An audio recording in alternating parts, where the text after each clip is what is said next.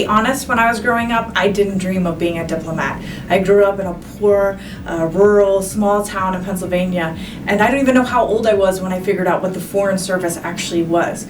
But what I do remember being inspired by is a poem by Maya Angelou that I hand wrote on what I considered fancy stationery. It had pink and yellow tulips all around the edges, and I hung it in my bedroom. And that poem was Phenomenal Woman.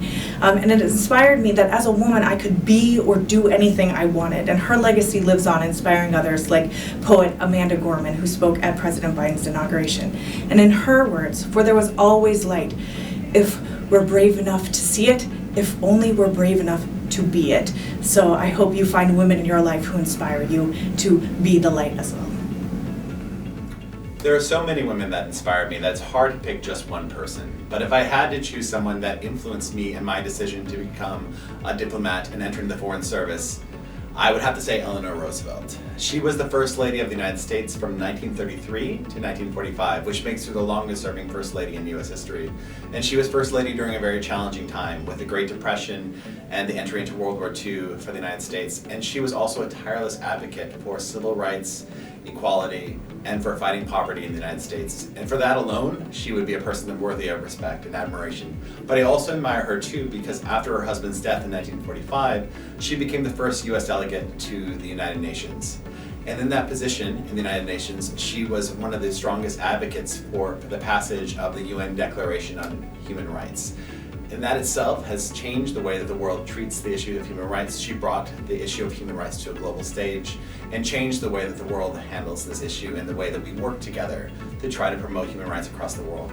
When I think about her, I think about a person who was able to create alliances and make the world a better place. And it's someone that I aspire to even become even a little bit like every day. Thank you. Hello.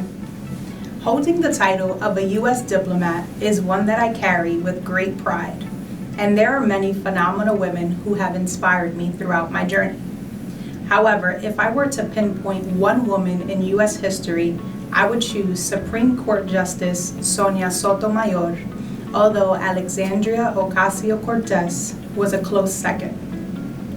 In becoming the first Latina Supreme Court Justice, appointed by Obama in 2009, Justice Sotomayor made history and continues to overcome endless adversities.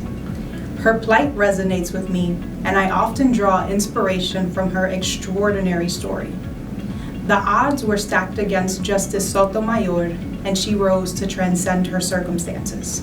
She is unapologetically herself, and whenever I have doubts, I channel her energy and perseverance to push forward.